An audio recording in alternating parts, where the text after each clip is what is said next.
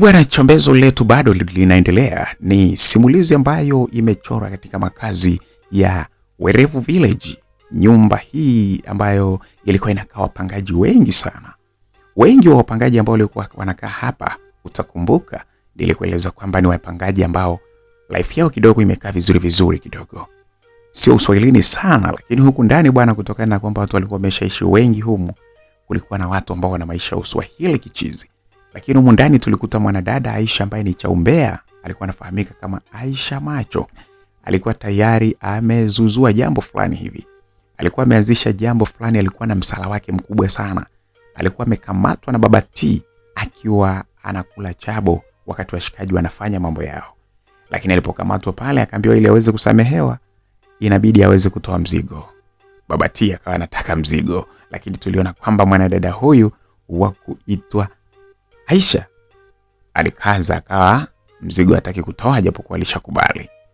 Tukaona pale akaanza kupigwa biti, akaanza kubembelezwa sasa kwamba bana bana Baba T, kuliko kuposti hizo video zangu mimi katika grupu la WhatsApp la wapangaji, aisee ni bora uje nikupe tu mzigo. Hapo bana tulifika kuhusiana na mwanadada Aisha. Lakini unakumbuka pia tulikuwa tumeachia mahali ambapo kijana Kiki, kijana huyo ambaye alikuwa anaonyesha kupendwa sana na wanawake, alikuwa tayari amesha mla rafiki yake na Rachel. Alikuwa tayari amesha mla pale ndani. Na hatukujua kwamba Rachel vipi aliamka au ilikuwaje. Hatukujua ni nini kilichoendelea. Bana, mimi nisikupe mambo mengi sana kwa sababu sehemu ya 3 iko hapo chini. Unaweza ukarudi na kuiangalia. Simulizi hii ni tamu kabisa. Hapa sisi tunaendelea. Aiseni naye kuletea mwendelezo wa simulizi hii ni mimi BHB wa Makala Simulizi. Kama bado hujabonyeza neno subscribe, fanya hivyo mapema sana ili uweze kupata simulizi hii mwanzo hadi mwisho. Karibu katika sehemu hii ya 4. Bwana, upande wa mwanadada kuitwa Sifika bwana. Siku ile bwana asubuhi mambo yake yalikuwa hayako vizuri kabisa. Kumbe bwana kichwani mwake alikuwa anamwaza sana kijana ambaye aliyemsumbua. Basi asubuhi ile yeye akawa amejiandaa vizuri pale mambo yake, akasema ngoja atoke kidogo. Alikuwa ameenda zake kuangalia angalau mambo mawili matatu gengeni ili aweze kurudi nyumbani na kufanya mambo yake. Aisee bwana, katika kutoka kwake katika kutembea, ghafla sana akashangaa kuna bajaji ilikuwa inapita. Alipoiangalia ile bajaji ilipompita, alipoitazama akaona picha ya mtu ambaye anamfananisha kabisa na yule kijana ambaye aliyekuwa amepishana naye jana, yaani yule kijana ambaye aliyekuwa amezingua. Hapa namaanisha kijana Kiki. Akatazama sana akawa amefurahi sana. Lakini alishikwa na mshangao kwa sababu huyu nani huyu? Alikuwa amechorwa huku nyuma, picha kubwa sana ilikuwa imechorwa. Alitazama ile picha akagundua kabisa huyu si mwingine ni yule kijana ambaye niliyemuona jana. Alifanya haraka sana kununua vitu vyake kule gengeni, hatimaye akarudi. Aliporudi kitu cha kwanza alianza kuambia wenzake, eti hebu sikia. Unasikia wewe Neema? Unajua kuna bajaji nimeiona hapa. Yaani imenipita pale. Yaani nimemwona yule Hanisi yule. Nimeona mtu anafanana na yule Hanisi. Na hisi ni yeye huyu. Kila kitu. Akiwa amechorwa huko nyuma ya bajaji. Wewe kweli? Bajaji ya kwenda nani Gilem? Ndio. Huyo mkaka ni ana midomo kama mekundu hivi. Ndio huyo. Ni mrefu wa size ya kati, alafu nywele zake kama anatu rasta fulani hivi, lakini sio rasta, ana charafu hapa juu kidogo ana huyo. Eti Rema huyo anamzungumzia Kiki nini?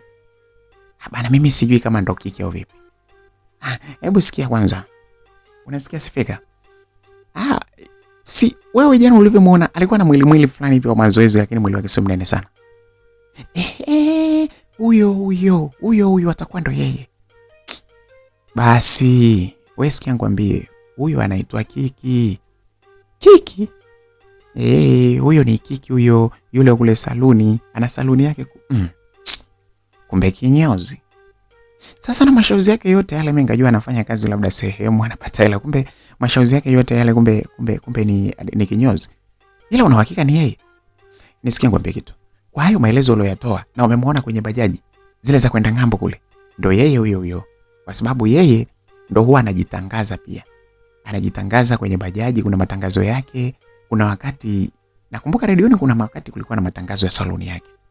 Ananyoa kwa ghali huyo, lakini ananyoa vizuri. Sasa hebu sikia nikwambie kitu lakini. Wewe Neema. Kwa hiyo kinyozi ndo alikuwa ananiletea za kuleta kesi kile. Asipati picha kama nikimuona tena yule huyo mkaka anakuambia nitamchamba huyo. Hebu kwanza leo nipeleke. Nipeleke huko kwake. Hiyo saluni yake iko wapi? Hebu sikia bana nikwambie. Yaani nikupeleke ili ukafanya nini? Nipeleke tu nataka nimuone. Mimi bana sikufichi. Yule mkaka mimi nilimpenda lakini aliniudhi kwa jinsi ambavyo alivyonifanyia. Yaani nimempenda. Midomo yake ilivyo mekundu hivi yani. Sasa shoga yangu sikia nikwambie. Yule situmesha kubaliana ni Hanisi. Sasa unamfuatilia wa nini? Nimekwambia bana wewe nipeleke. Sikia bana nikwambie kitu. Acha kuhangaika na mtu kama huyo. Mwanaume ambaye tushakubaliana ni Hanisi shoga, hana issue yote. Unamfuatafuta wa nini? Afu Neema. Nisikia nikwambie shoga yangu, kama usitaki tugombane. Nimekwambia nipeleke nikaone kama ndo yeye huyo. Twende nataka nikaone kama ndo yeye au vipi. Sasa msikilizaji, baada ya mwanadada yule kuzungumza vile, Sifika. Mwanadada Neema aliona bana isiwe shida. Akamwambia basi sawa tu, jiandae tutaenda. Sio kwamba nijiandae. Yaani wewe twende sasa hivi. Twende mida hii. Nataka nimuone. Mimi inawezekana mtu nimempenda, eti afu ananiletea na mimi twende kwake huko. Kweli bwana Neema akaona isiwe tatizo bwana. Akamwambia sawa tuondoke. Basi wakajiandaa kidogo pale na hapo sasa wakawa wamepanga ile safari ya kuondoka kwenda kule kwenye ile saluni ya kijana kiki ili kusudi wakaangalia mambo yanakuaje kule. Ni ukweli kwamba mwanadada huyo akutasifika alikuwa anaumia moyo sana. Yaani Neema alishajua kwamba mwenzake huyo Sifika roho inamuuma sana, anatamani sana, alimtamani sana yule mwanaume na ndio maana anataka mfuatilie mpaka mwisho. Lakini akaona sio shida, ngoja niweze kumpeleka. Basi wakawa wameshaandaa safari yao pale ili waweze kwenda mpaka katika saluni ya kijana kiki. Sasa upande wa kule nyumbani Werevu Village, baada ya watu wengine wote kuondoka, wengi kuondoka pale, lakini kwa upande wa mwanadada Rachel yeye bado alikuwa amelala pale, alikuwa bado hajazinduka. Na hapo sasa kijana kiki alikuwa yuko ndani kwake. Katulia zake tu pale ndani. Alikuwa anajiandaa na yeye mdogo pale ili baadaye aweze kuingia zake kazini kule. Sasa baada ya muda kidogo mwanadada huyu bwana wa kuitwa Rachel alizinduka pale ndani. Mahali ambapo alipokuwa yuko chumbani kwake pamoja na rafiki yake huyu ambaye bwana ni rafiki yake lakini ndo kama hivyo Sheima. Tayari naye alikuwa ameshaliwa na huyu mtu wa kuitwa Kiki. Akazinduka pale akawa anahangaika pale na pepesuka pale, bado pombe nyingi sana. Sheima akamwambia jamani, shoga vipi? Akanyamaza tu. Pale bado hajisikii nguvu. Sheima aliogopa sana kisi kwamba pengine huyu mwenzake Rachel atakuwa alisikia labda mikiki iliyokuwa inaendelea pale walivyokuwa wanafanyana mapenzi na mambo kama yale. Akasema ngoja hapa niwahi niende zangu kuoga, nikirudi hapa sijui amezinduka vizuri au vipi, mimi niondoke. Basi akaenda zake bafuni haraka pale, akaingia akaoga, kutoka pale akamkuta mwanadada kuitwa Rachel bado amekaa pale kwenye kitanda afu ameinamisha kichwa chini. Yuko hoi bintabani. Bado ni kama anatetemeka hivi kutokana na pombe nyingi sana aliyokuwa amekunywa jana yake. Wewe Rachel vipi? Machozi yalikuwa yanamtoka sana Rachel wakati huo. Bado kichwa kijakaa vizuri, akaanza kulalamika. Sheima, nipeleke kwa Kiki. Shoga yangu bado tu. Na pombe yote ile bado hujamsahau Kiki. Nimekwambia nipeleke kwa Kiki bwana. Wewe mwenzako hivi, wewe ujiongezi kama mwenzako, lakini ameshakwambia kwamba hana shida na wewe. Kwani lazima uende? Siwachane na bana, hebu nipeleke huko bwana. Acha kuingilia mambo yangu, mbona unakuwa fala tena hivyo bwana? Nipeleke huko bwana. Mwanadada Rachel alisimama pale na kuanza kupepesuka akitaka kutafuta mlango ili aweze kwenda katika chumba cha pili mahali ambapo alipokuwa anakaa Kiki. Yeye alikuwa hajui hata ule muda ni saa ngapi. Kwa kawaida muda ule sometimes Kiki anakuwa ameshaondoka. Lakini kwa sababu yeye alikuwa hajui ni saa ngapi, akaona mimi hapa ni lazima niende chumbani kwa Kiki niweze kuonana naye. Mwanadada Sheima akaona isiwe shida, akamshika mwenzake akiwa anapepesuka vile vile. Pombe ilikuwa haijamtoka vizuri kabisa.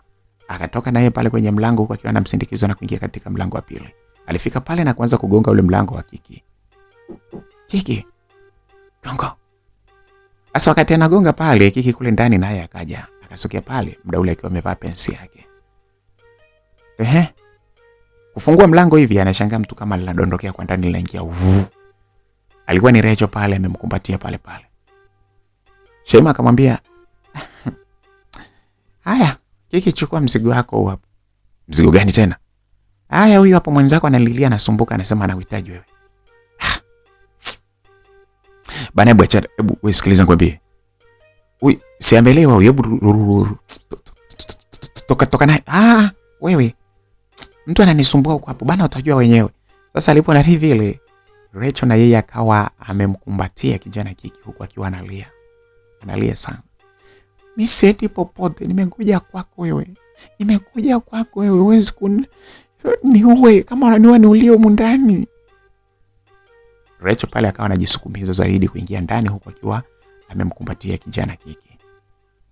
Sasa baada ya kuona vile, mwanadada Mwaima baada akasema hapana, akashika ule mlango akauvuta kwa nje. Ni kama akawa amewafungia sasa kwa ndani Rachel pamoja na Kiki. Yeye akarudi akaingia katika chumba cha Rachel kule. Sheima akiwa ametulia pale ndani, dakika zikaendelea kwenda. Akawa ametulia pale. Sasa huku ndani kijana Kiki akiwa pamoja na mwanadada Rachel, maongezi akawa yanaendelea pale. Hivi, Rachel unataka kitu gani? Mimi siwezi kulala na wewe ukiwa katika hali hii. Mimi nakutaka wewe. Siwezi kufanya chochote ukiwa na wewe ukiwa katika hali hii. Wewe uondoke bwana. Alafu sasa mazingira gani haya unakuja kwangu ukiwa umelewa? Ndo maisha gani haya? Kwanza wewe ndo umesababisha mimi nilewe. Wewe ndo umesababisha mimi nilewe. Nisikilize basi. Toka uende, alafu mimi ukitulia basi pombe kikata utakuja. Sitaki wewe, siwezi kuondoka hapa. Nimekufuata wewe. Ndio nimekwambia siwezi kufanya mapenzi na wewe ukiwa kwenye hali kama hii. Sitaki, yaani hata usipofanya mapenzi na mimi, lakini nataka nikae na wewe umumu. Nataka nikae na wewe, nakutaka wewe. Rachel pale alijitutumua, japokuwa alikuwa na ulevi wake, akasogeza mdomo wake akaenda akampiga busu la mdomoni kijana Kiki. Kiki alisikia harufu kali sana ya pombe ambayo ilikuwa imemjia. Ilibidi sasa pale ageuze kichwa chake upande wa pembeni. Bana, hebu nenda kule bwana, wewe utakuja bwana wakati mwingine. Alafu hebu ujua kwamba hapa sisi ni wapangaji. Hivyo wapangaji wengine wakituona wakikuona unatokea kwangu hapa, mambo itakuwaje nawe? Achana nao bwana. Wana maisha yao na maisha yangu. Msikilizaji, sasa wakati wanaendelea kupiga story mbili tatu pale, mwanadada Rachel akiwa anabembelezea sana kwamba kijana Kiki aweze kufanya chochote kitu. Mwanadada wa kuitwa Sheima bwana, huku naye mambo yalikuwa sio. Ni kama kuna wivu fulani hivi ulianza kuja. Alihisi kwamba kule ndani pengine mwanadada Rachel pamoja na Kiki walikuwa wanafanya. Sasa kwa sababu na yeye alikuwa ameshaonja utamu wa kijana Kiki, alianza kuingiwa na wivu mkubwa sana. Jamani, kwa mwenzangu uko sasa hivi ningejua hata nisingempeleka tu. Sasa hivi kweli kabisa Kiki ameamua kumpa kabisa tena.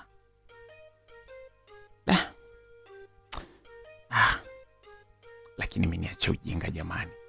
Sheima, hebu niache ujinga. Sheima, hebu acha ujinga. Si nimekuja tu hapa jamani, tena kwa bahati mbaya tu tayari eti naona wivu. Moyo wangu unakuwa kijinga jamani. Hebu Sheima, acha ujinga jamani. Teso na mapenzi ya watu jamani. Msikilizaji, pale mwanadada Sheima alikuwa anajizungumzia yeye mwenyewe, anajikataza kwamba asipate kuona ule wivu ambao ulikuwa unamsumbua sana. Kamoyo kalikuwa kanamuuma sana, akihisi kwamba Rachel kule anakuwa anafanya. Lakini kumbe Rachel wala. Sasa kidogo pale wakati anaendelea kuwazawaza pale, kijana Kiki hakupenda sana. Yeye kule ndani alikuwa ni hajapenda kabisa jinsi ambavyo yuko na Rachel pale ndani. Anatamani aweze kumtoa hata kwa makofi pale ndani. Lakini kutokana na jinsi ambavyo muonekano wa Rachel ulivyokuwa, ilikuwa naye ni ngumu, hata yeye tamaa zilikuwa zinamjia.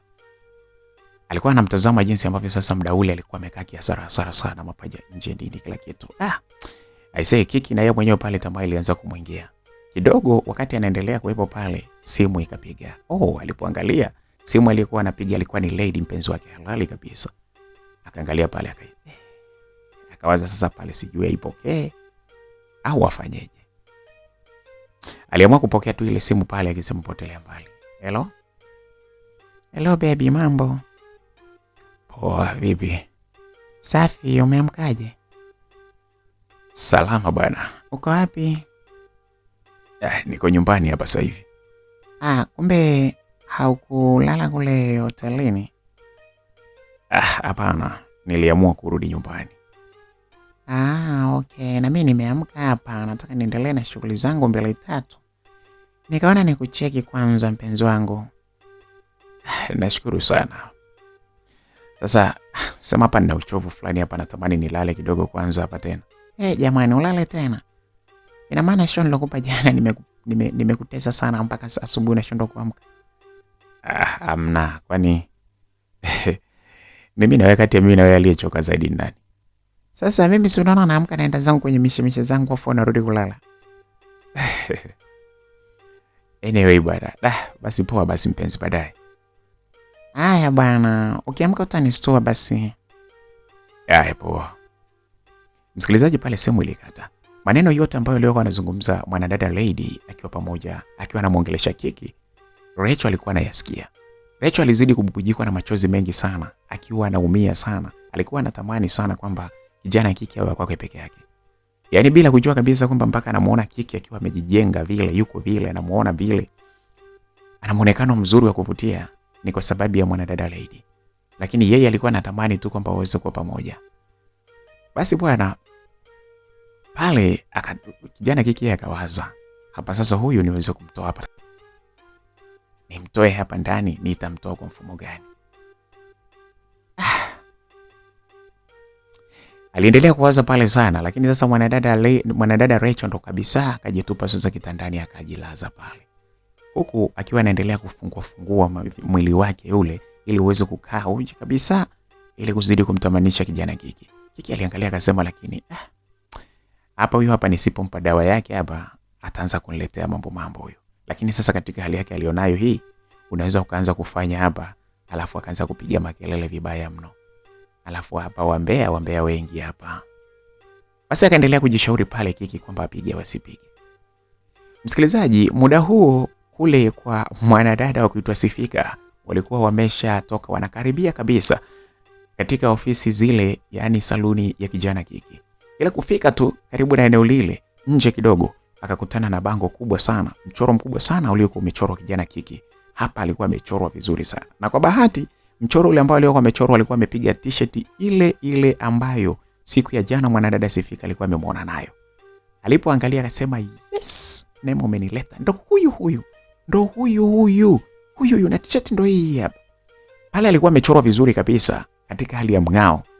Yaani ilikuwa ni moja ya michoro ambayo ilikuwa iko pale kwenye saluni yake. Lakini wenyewe ulikuwa kwa nje kabisa kama unakaribisha hivi. Alikuwa amenyoa style fulani nzuri hivi. Basi mwanadada huyu wa kuitwa Sifika alipoona vile akamshukuru sana Neema na kumwambia twende. Wakasogea mpaka pale, wakaingia mpaka pale. Ile kufika tu pale, mwanadada huyu wa kuitwa Neema yeye akaanza kuita kukuuliza kwa ustaarabu, jamani kaka zangu, mambo? Poa, vipi? Safi. Kuna eti nani Kiki yeye yupo? Yule kaka anakuwa kama anakuaga na nywele zake fulani hivi, anasokota fulani hivi, kama anazecha rafu hivi, yupo? Sasa wakati Neema anaongea kwa kutoa maelezo pale, mwanadada kuitwa Sifika yeye pale bwana, sijui huyu mtu kichwa kikoje, akaanza kuropoka. Wewe sikiliza nikwambie, usiulize kwa njia hizo. Yaani wewe sema yule kaka ambaye ni Hanesi anapandwa na wanaume wenzake yupo? Uliza moja kwa moja. Alipozungumza vile, Neema akastuka pale akasema, wewe Sifika, hebu tulia bwana. Wewe nyinyi kaka, na wauliza yule mkaka ambaye na picha yake ndio hiyo imechorwa hapo. Nimeiona picha yake ndio hiyo hapo imechorwa. Yule ambaye anapandwa na wenzake yuko hapa? Yuko wapi? Sasa jamaa pale aliyekuwa yuko pale ndani muda ule alikuwa ni mshikaji yule Titus. Akamwambia, sasa mbona sikuelewi sana? Mbona unachanganya vitu? Mara picha ya huyo, mara mwanaume anayepandwa na wenzake, mara sui shoga, mara sui Hanesi, mbona sikuelewi? Wewe hebu jibu bwana, jibu nilichokuuliza. Mwenye hii picha, huyu shoga ambaye ana hii picha hapa nje, yuko wapi? Yuko wapi? Sasa hebu tulia bwana. Mimi naona sikuelewi bwana. Yaani kwani shida nini yani? Mwenye picha hiyo sui nini na hizo taarifa? Wewe nani kakwambia kwamba wewe ni Hanesi? Mimi ndo ninafahamu anapandwa na wanaume wenzake. Niambie yuko wapi? Nina shida naye hapa leo. Nataka nimuonyeshe kwamba hao mashoga ambao huyu tabia zake za kishoga ni tabia za kipumbavu ambazo sisi hatuzipendi wala nini. Hebu niambie yuko wapi kwanza? Sifika alianza kuropoka ujinga pale. Yule jamaa akasema, wewe sikiliza nikwambie. Nitakuitia polisi hapa sasa hivi, nitakuweka ndani. Mimi hayo makelele yako siataki. Kwanza huyo mtu unayemuulizia hayupo na hizo tabia hizo taarifa unazosema sisi hatuzijui. Ondoka hapa. Sasa hivi hapa nitakuletea polisi hapa. Hebu wewe usinitishie polisi. Wewe unanitishia polisi mimi? Mimi polisi kule naingia ni ndani ya masaa mawili nimeshatoka. Wewe unanitishia polisi wewe fala nini? Na wewe mwenyewe unaonekana kama shoga vile. Tabia zako ni za kishoga hizo ndo zinawafanya nyinyi mnakuwa mafala hivi. Hebu niambie yuko wapi? Amekuja kama aje hapa hivi nimsubiri. Niambie hata alipo, mimi naita usafiri hapa nipeleke mpaka kwake. Asijifanye kwamba msikilizaji, Sifika aliongea maneno mengi sana pale. Alikuwa anaropoka mambo mengi sana. Sasa baada ya kusikia neno polisi, mwanadada Neema aligundua kwamba sasa kile ni kimbamba. Mambo yanakwenda kwa mabaya sana. Alianza kumshika sasa Sifika na kuanza kumkokota pale kwa kasi. Kwa upande wa Titus yeye akaona, vipi sasa na mimi tena naunganishwa tena naambiwa na mimi ni shoga. Alafu vipi huyu jamaa mshikaji, mbona kiki ana demu wake mkali tu, alafu mbona mademu wengine wanawafinya kama kawaida. Sasa huyu demu vipi? Mbona anamuita shoga? Sasa kwa upande wa Neema yeye akaona hapa isiwe issue, akaanza kumshika na kumkokota. Amtoe pale kwenye ofisi za watu kwa sababu ameshasikia neno polisi, amejua kabisa hapa polisi ikija kitakachofuata hapa ni kwanza kwenda kupelekeana chakula kule kituo cha polisi.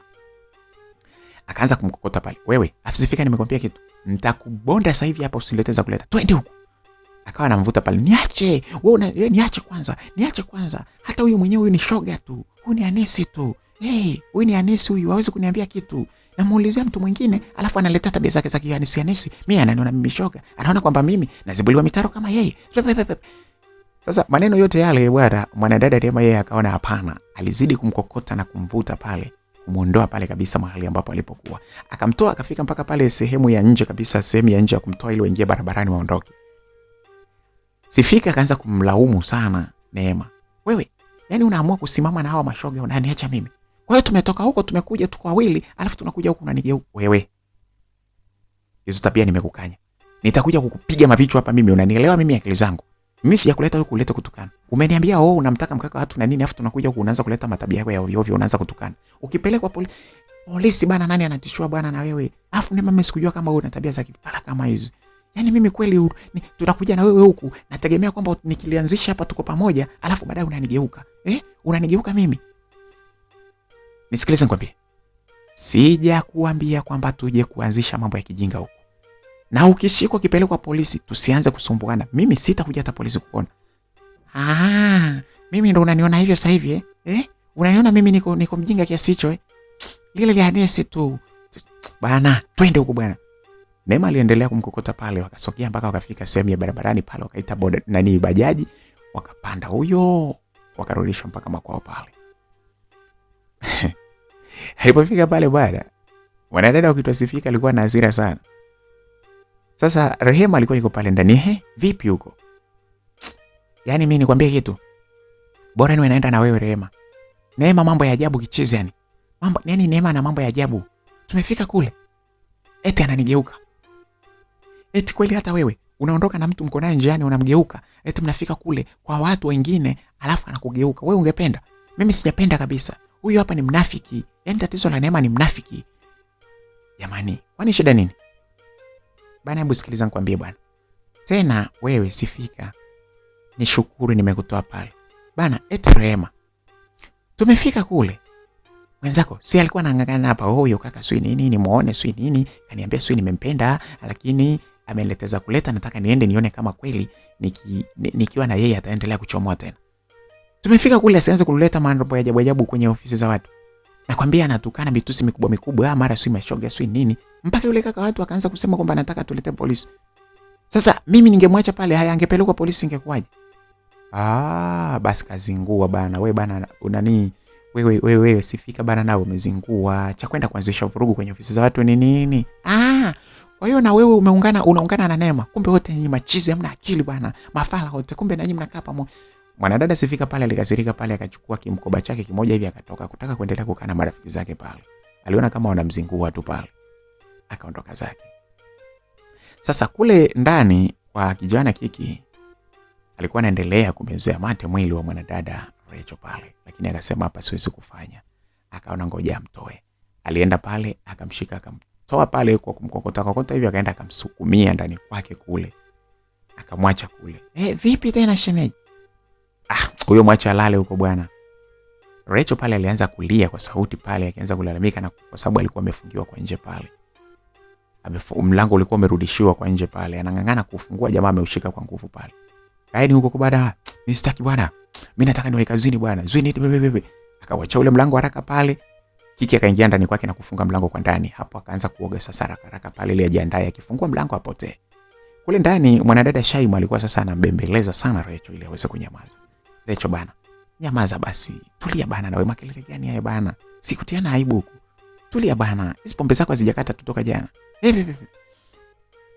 Shaima pale alianza kumbembeleza mwenzake, lakini kama moyo wake kalikuwa kamefurahi kwamba kumbe hajafanywa. Kwa sababu kilichokuwa kinamuumiza pale ni kama tu mwenzake angekuwa amefanywa, moyo wake ungeuma sana. Alikuwa anaona wivu kweli kweli. Basi bwana, kijana huyu bwana kuitwa Kiki akamaliza kujiandaa pale. Akamaliza akatoka zake. Wakati yuko njiani hajafika kazini, simu yake ikawa inaita. Kuangalia alikuwa rafiki yake Titus. Oya. Vipi? Oya sana mwanangu, uko wapi mwanangu Kiki? Niko njiani hapa ndo nakuja mdogo. Uko kwenye usafiri? Hapana, nakuja zangu mdogo. Si unajua tena mimi napendaga sana kutoka hapa kufika hapa naingia mwenyewe mdogo. Mwanangu huku msala, lakini wewe njoo tu utajulia huku. Msala gani tena? Njoo tu mwanangu, wewe mwanangu, mambo yako wewe basi tu, wewe njoo tu utajulia huku bwana. Niambie basi. Wewe umesema unakuja huko njiani? Nakuja basi hapo. Mwanangu. Kiki bana pale akaendelea kutembea zake taratibu kuelekea kule kazini. Bana asubuhi hiyo bwana, kumbe bwana pale bwana katika nyumba ile ya kupanga bana, nyumba ambayo inafahamika kama Werevu Village, ni kwa mwanadada huyu aisee wa kuitwa Mwasiri aisee. Mwasiri mambo yalikuwa ni tofauti sana aisee. Siku hii bwana Mwasiri mambo yalikuwa ni mabaya sana kwake, kwa sababu usiku alikuwa anataka afanywe vitu vya maana na kijana Kennedy, lakini kijana Kennedy alizingua. Sasa asubuhi ile alikuwa anaupata mpwito vibaya mno. Alikuwa ana hamu vibaya mno, genye zilikuwa zinamsumbua vibaya. Kashindwa hata kutoka kwenda kwenye mishe zake kutokana na jinsi ambavyo genye zilikuwa zinamsumbua. Ikabidi sasa pale aanze kuangalia namba za wanaume ambao alishawahi kuchati nao. Akaangalia akaona kuna mwanaume jana yake alikuwa amempea namba na walikuwa wamechati, lakini akamtuliza. Akaacha kuendelea kuchati naye kwa sababu tayari alikuwa na ahadi ya kijana Kennedy. Sasa akaangalia pale ikabidi aanze kumchatisha. Huyu bwana alikuwa anatekenywa vibaya mno, alikuwa anajisikia hamu sana kufanya mapenzi huyu mwanadada Mwasiri. Mwasiri alikuwa ni mwanadada mustarabu sana hapo mwanzo. Lakini sasa toka aitoe bikra yake kwa kijana mmoja ambaye alikuwa ni tajiri sana, kuanzia siku hiyo ambapo alipewa pesa nyingi sana, ndio ambayo iliyomfanya hata awe na uwezo sasa wa kuwa na biashara ambazo zinamfanya aweze kupanga pale kwenye nyumba nzuri ile ya Werevu Village. Mtu ambaye aliyekuwa amempa ile pesa alikuwa amemtoa bikra yake. Huyu alikuwa ni kijana mmoja ambaye alikuwa na pesa. Sasa alikuwa amemwachia mambo ambayo yanamfanya yeye ajisikie kufanya mapenzi kila saa.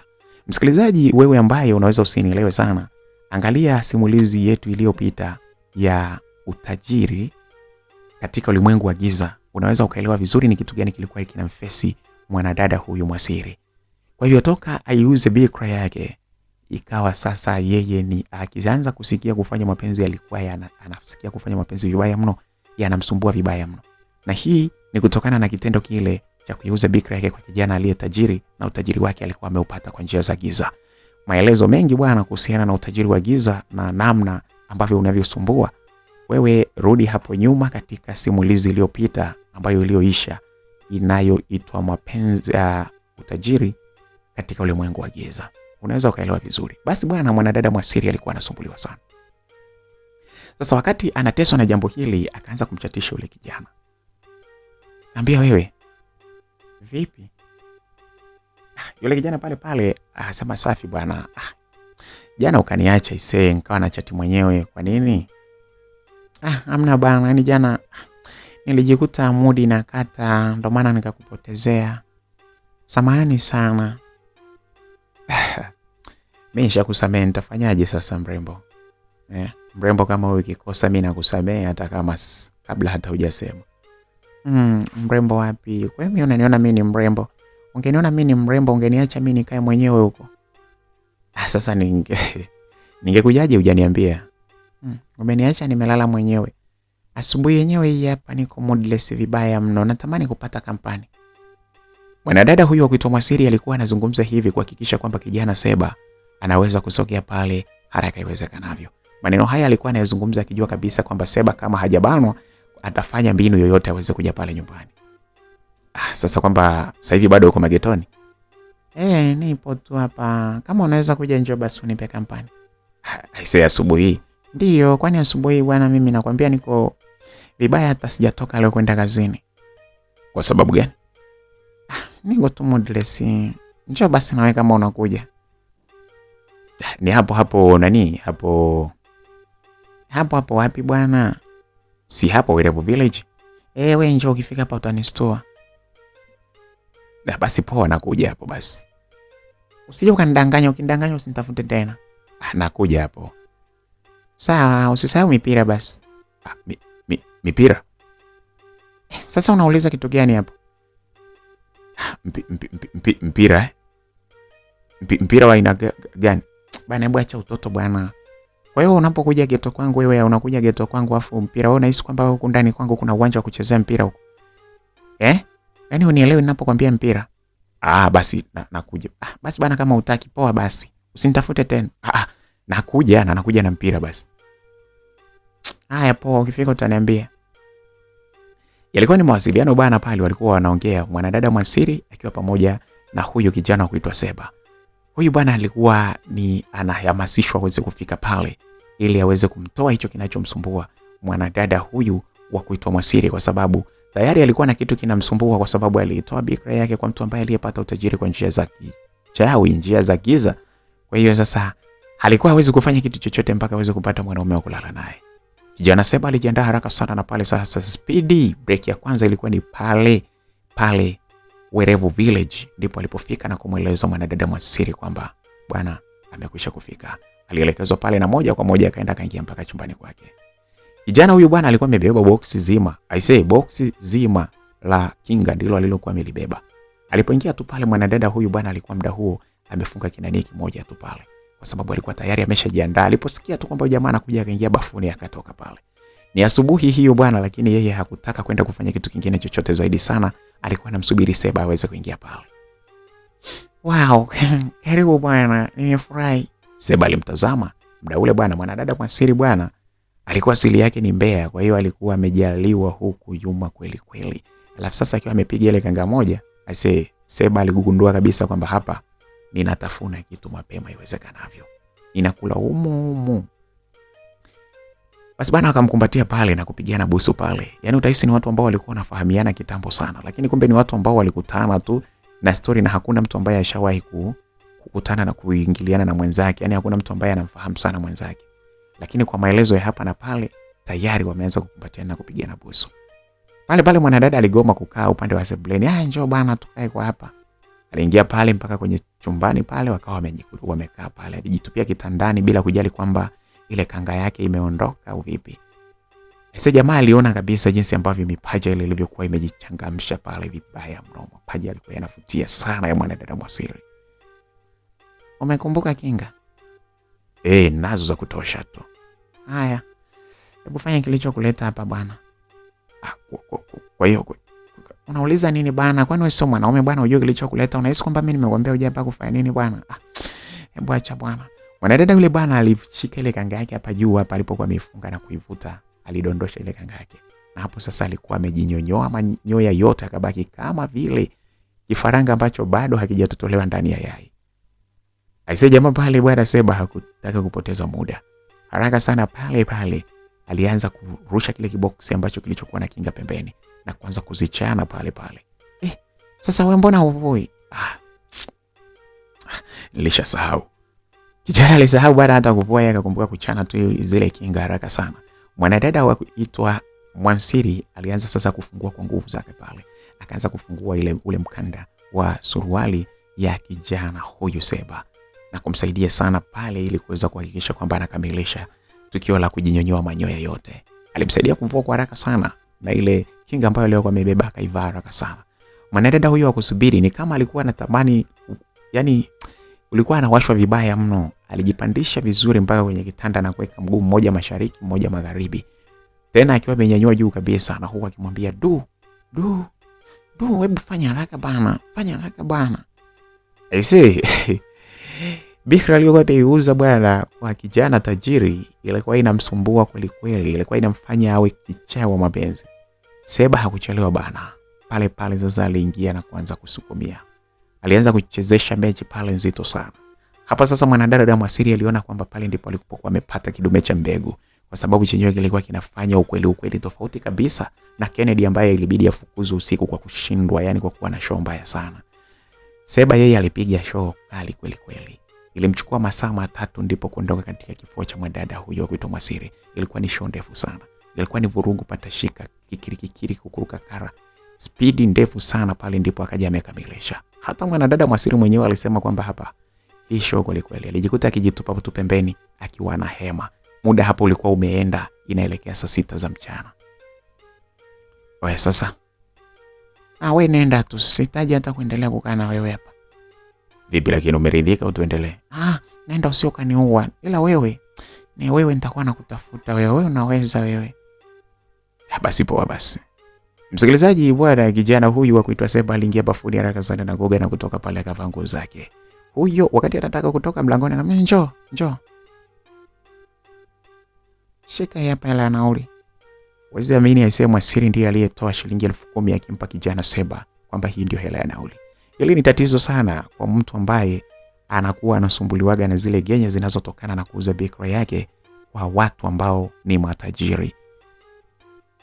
Wanakuwa na ni kama wana ugonjwa sana wa ngono. Sasa kwa hiyo wanahitaji tu vyovyote vile wako tayari wampe hela mwanaume ili mradi tu aweze kufanya vitendo vile. Basi bwana jamaa akatoka pale Seba na kuondoka. Bwana kumbe bwana, pamoja na haya yote lakini mwanadada wa kuitwa Aisha bado alikuwa anaangalia mchezo mzima. Alikuwa yuko dirishani bado, pamoja na kwamba ni mchana lakini alikuwa amekuja na kuelewa kilichokuwa kinaendelea.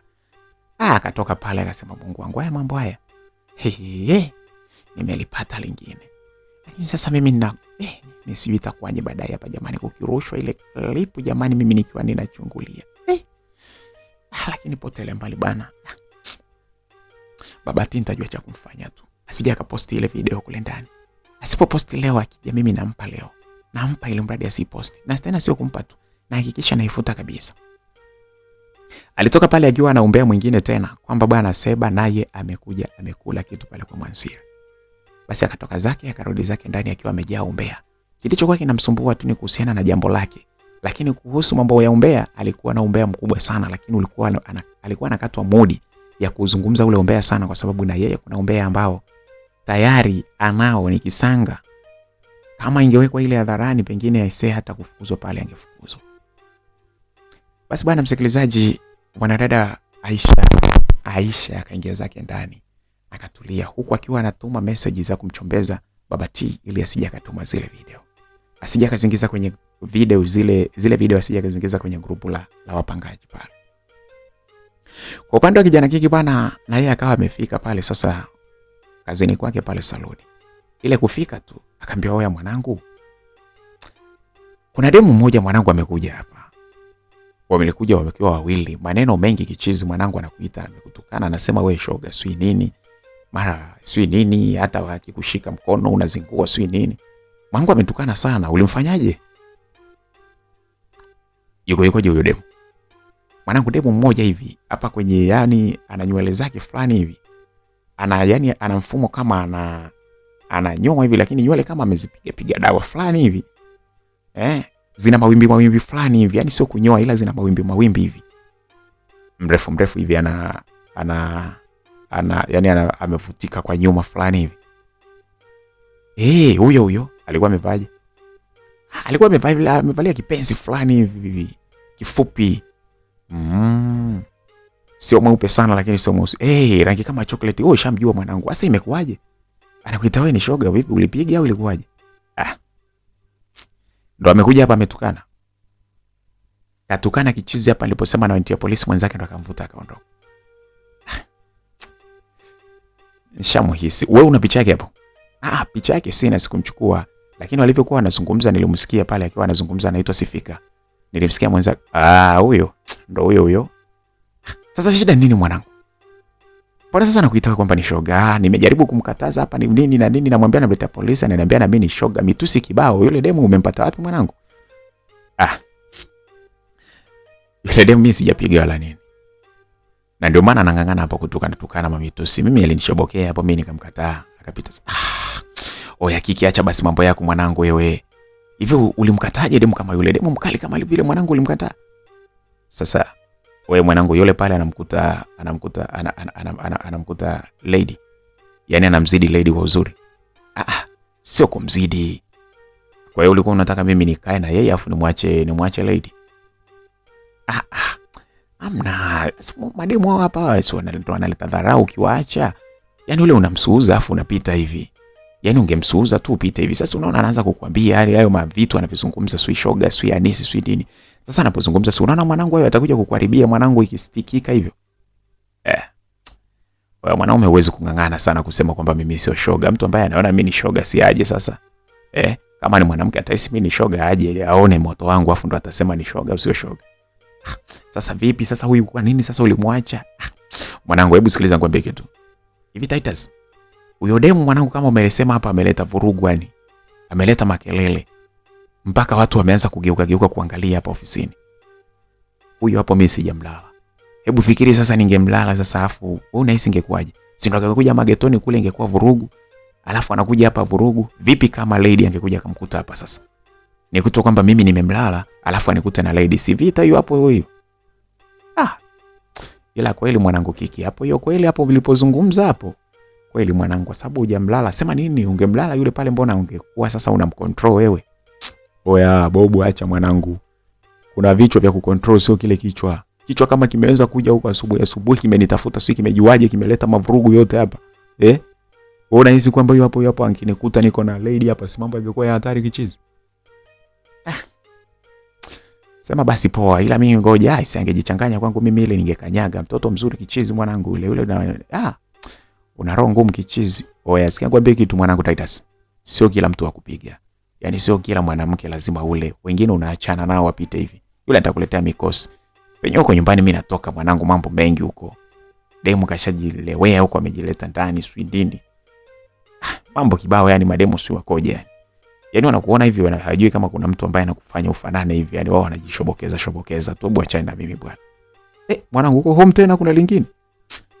Wewe acha tu, ndo maana wewe kiniambia hiyo mimi naona misala yenyewe kijinga mistaki kabisa. Sema wewe achana nayo hiyo. Msikilizaji, basi kwa hiyo kwa style ile bwana, kijana kiki akawa amechomwa vile, akatulia zake tu pale, akasema lakini akija tena itabidi atampeleke lock up.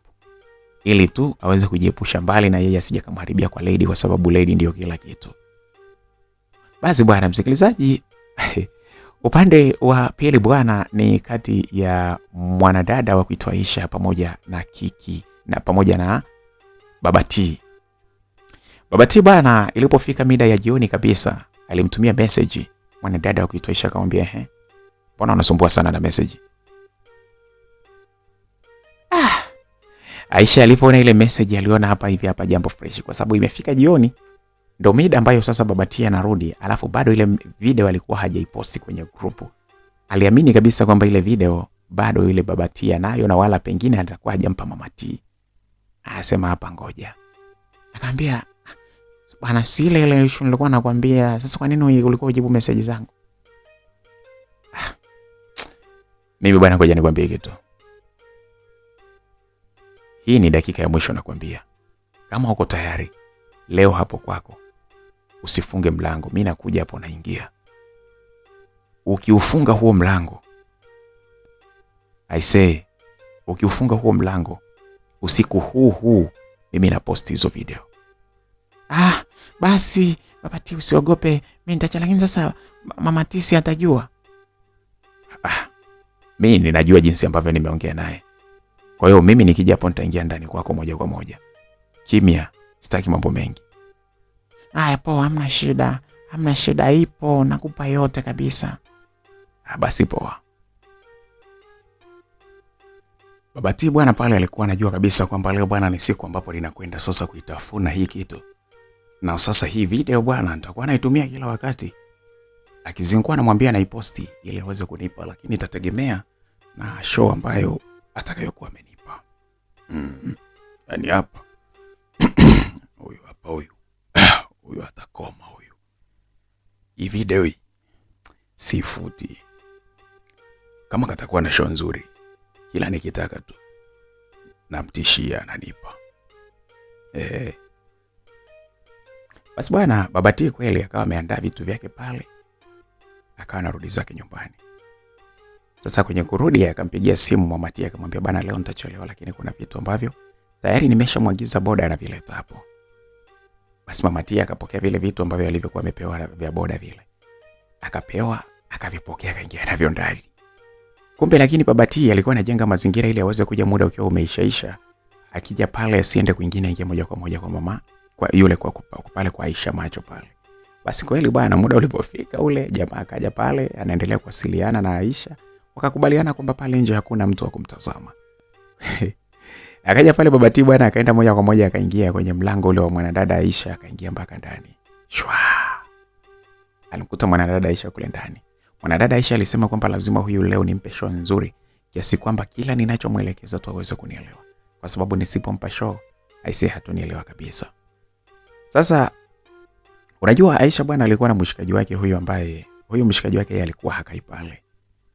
Alikuwa ni mshikaji wake, alikuwa na life, na yeye ndiye ambaye aliyemsaidia kukodisha kuchukua chumba pale.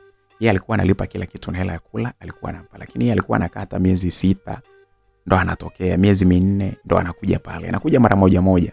Huyu ni mshikaji ambaye alikuwa na mke wake kabisa huko, lakini alikuwa anamfanya Aisha kama kibenteni tu, kama hawara fulani hivi, ambaye basi kila akiwepo akitoka kwenye safari zake akija anamkazia. Yaani kama vile mtoto ambaye anatoka zake Arusha, labda anafanya kazi za magari, alafu kila akienda Mwanza basi hapa njiani hapa anakuwa na mtu wake. Akisafiri akienda wapi huko, akirudi anakuta mtu wake pale. Ndivyo ambavyo ilivyokuwa bwana. Kwa hiyo Aisha alikuwa hana mtu pale mitaani permanent. Mtu wake ndo huyo ambaye ni mtu wa masafa marefu sana, anakuja mara moja sana.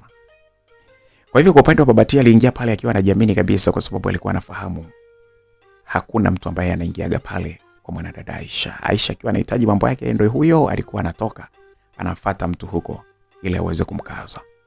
Sasa bwana akaingia zake pale ndani, na mwanadada Aisha siku hiyo bwana ni mwanadada ambaye alikulia Uswahilini. Hii mambo bwana ya kubinuka kufanya hivi na vile alikuwa anajua. Ni alikuwa anayajua mapenzi kisawa sawa. Yaani lile dela unalomwona nalo lione tu. Akiliweka pembeni lile pale ni hatari vibaya mno. Mechi bana ilianza bana hata bila kupoteza muda. Ilikuwa ni show ya kufa mtu. Baba T mwenyewe alikubali kwamba hii ni hatari. Aliambiwa pale aweze kuonyesha password na yeye akakubali kuonyesha password. Asingeweza kukataa kutokana na jinsi ambavyo alivyokuwa anategwa mitego mikali sana ule wakati ambapo yuko kwenye hali ya utamu sana. Ndio muda ambapo alipokuwa anaonyeshwa sasa, anaombwa sasa password. Akatoa password ya simu. Bana sasa baada ya mechi kuisha bana, Baba T yeye ndo alijikuta akiwa yuko hoi. Akajikuta amelala pale.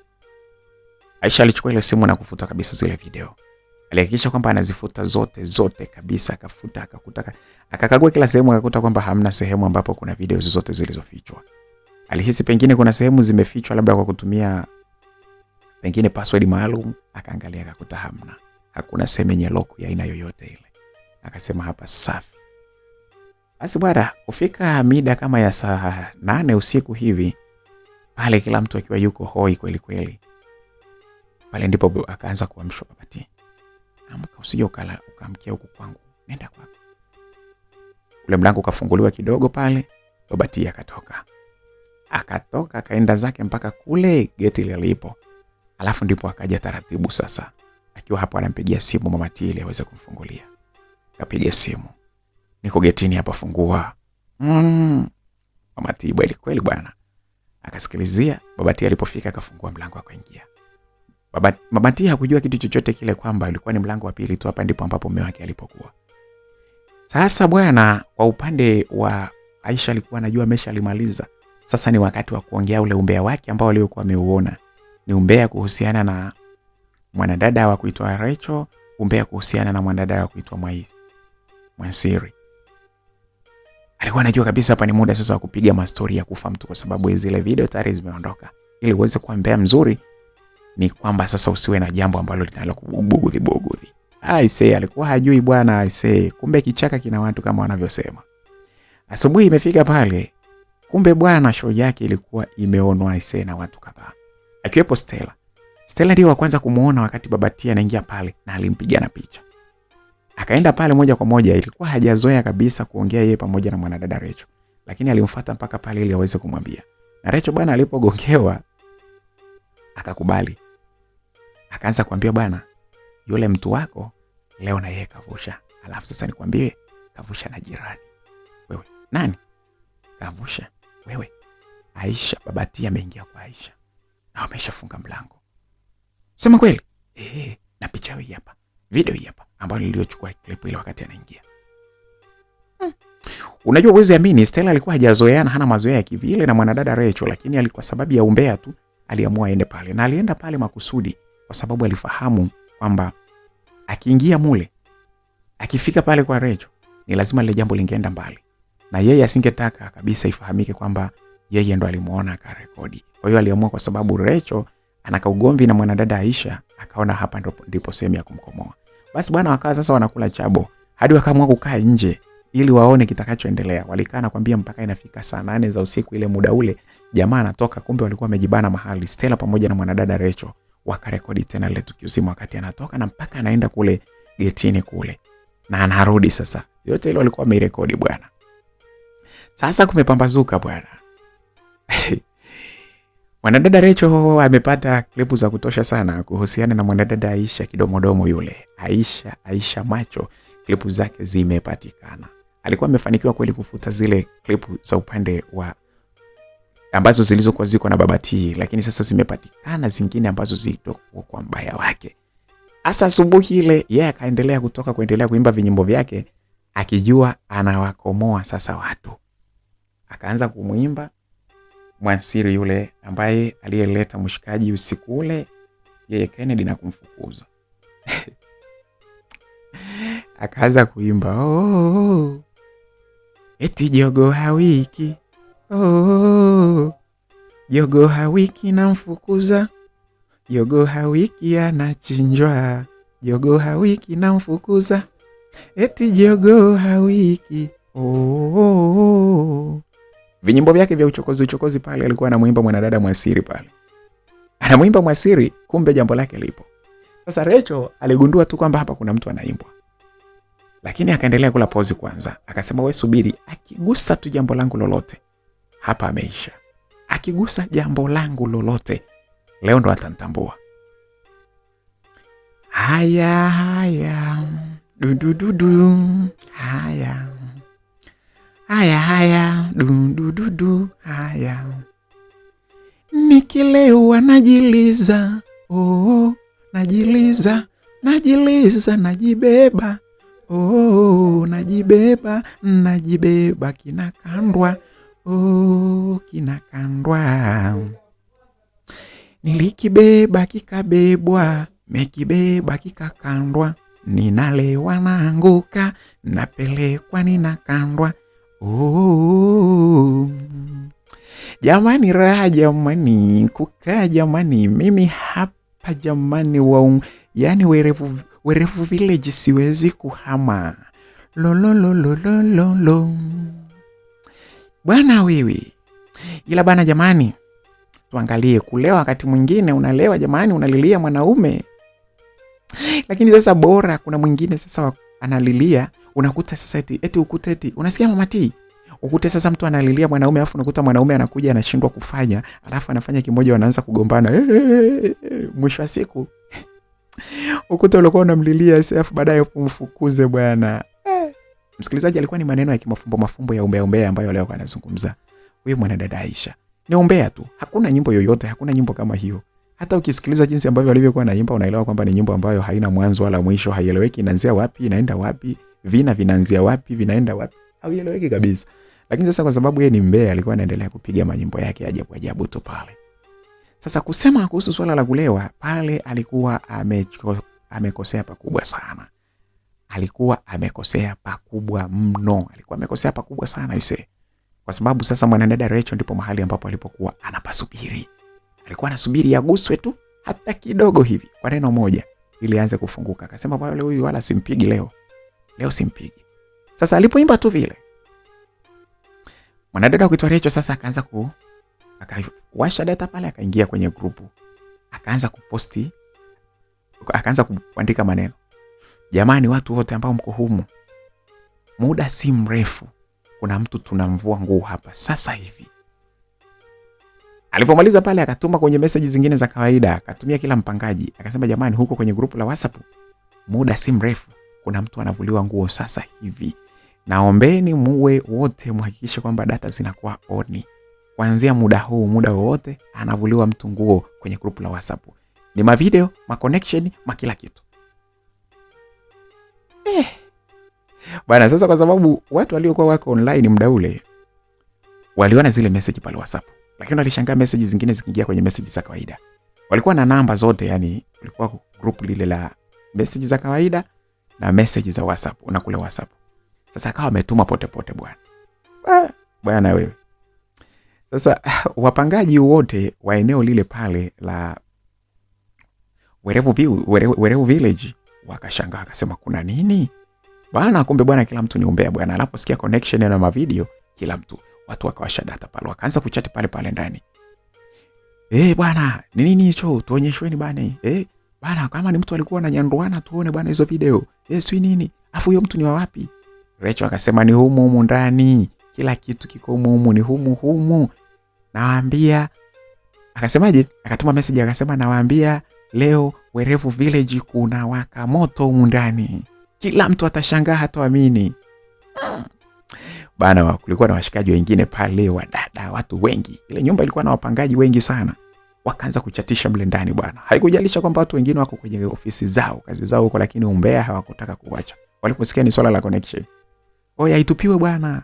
Rusheni basi, mbona mnatuchelewesha bwana? Wengine tuna kazi, tumesitisha kazi tuweze kuona hiyo connection.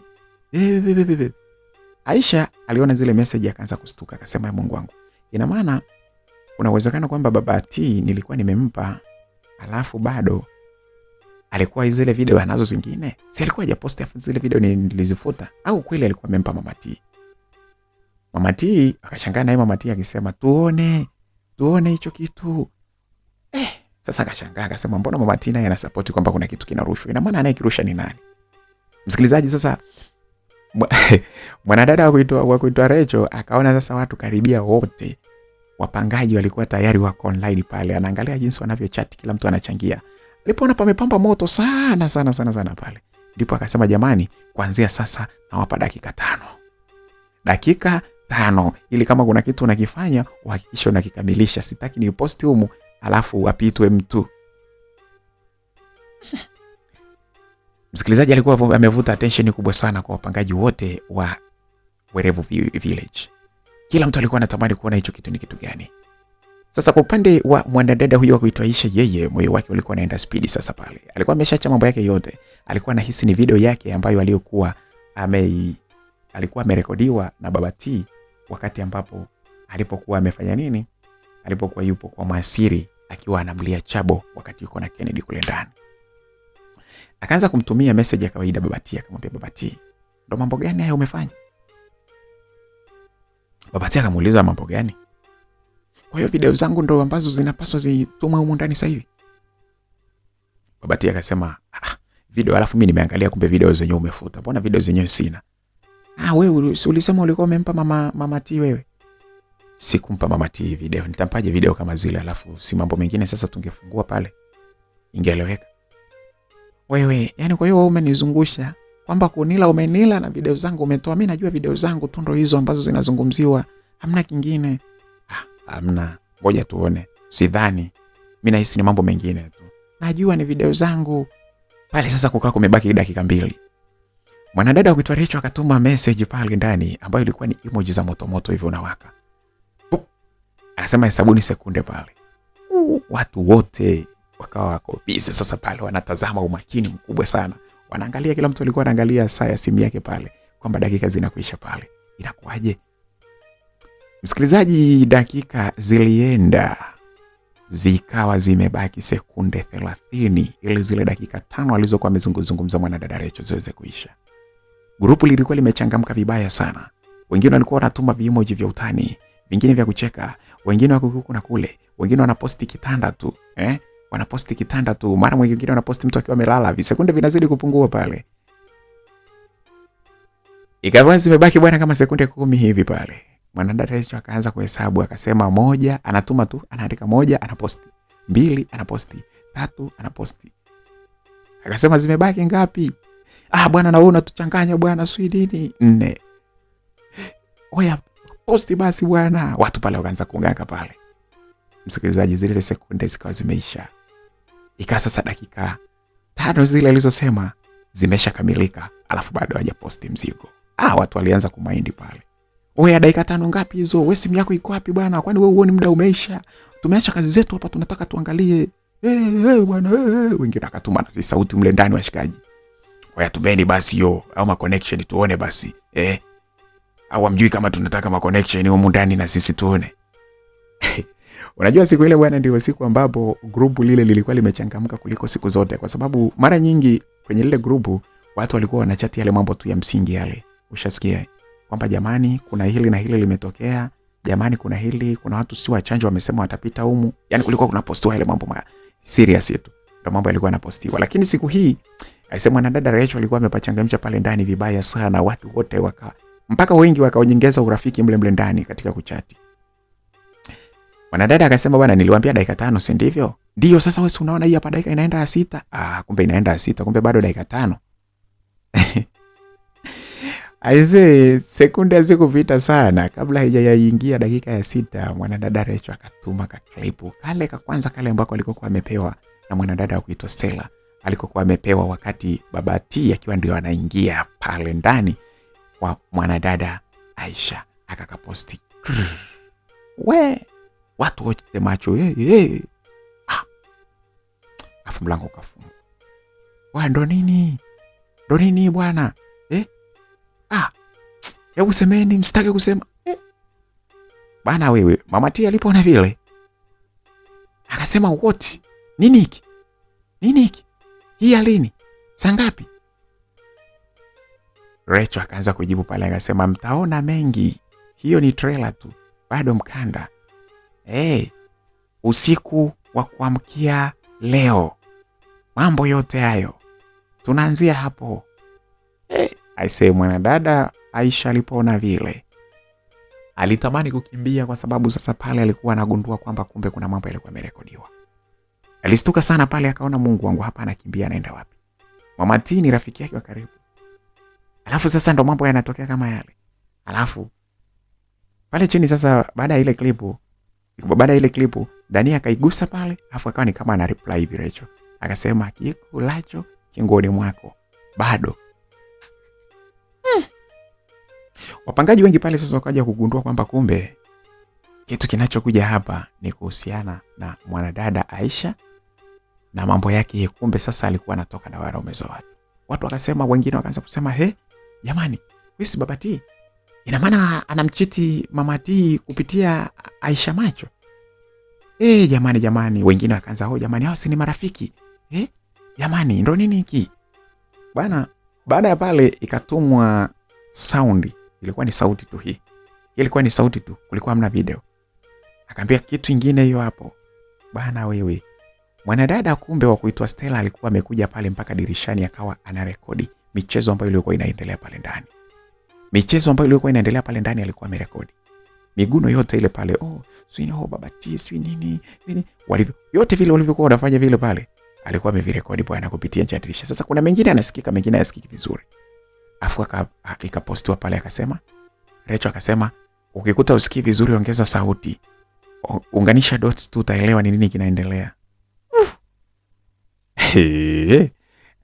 Vurugu lilikuwa ni vurugu patashika. Mwanadada Aisha alikuwa anatamani pale kukimbia, lakini sasa anafanyaje? Vurugu zilikuwa ni nyingi sana pale, msikilizaji, uwezo kaamini. Hapo sasa katika grupu lile ambalo lililokuwa limewekwa bwana, lilivyokuwa limeandikwa kama Werevu Village Group, lilikuwa ni la moto sana. Mama T alikuwa kichwa kinapata moto. Baba T usiseme. Aisha ndo kabisa sasa pale. Yaani yeye Aisha bwana ambaye ni mbea siku zote, lakini siku hii na yeye umbea ulikuwa umemuumiza vibaya sana. Wengine akasema bwana, mwenyeji wa Chabo kumbe na yeye bwana amekamatika bwana. Ewa msikilizaji bwana, hebu tukutane katika sehemu inayofuata bwana. Tuone kwamba hapa vipi. Hivi Aisha ni nini kitaendelea? Mama T, Baba T wataendelea kwa pamoja au sasa hapa hii inakuja kivuruge? Hapo bwana, ukumbuke bwana, bado kuna klipu zingine hazijarushwa hapo. Watu wanaendelea kuzitamani ziweze kurushwa. Sasa tukutane katika sehemu inayofuata. Vipi? Werevu Village kutaendelea kuwa na amani au mambo yatakuwaje? Na huyu Aisha mambo yatakuwaje?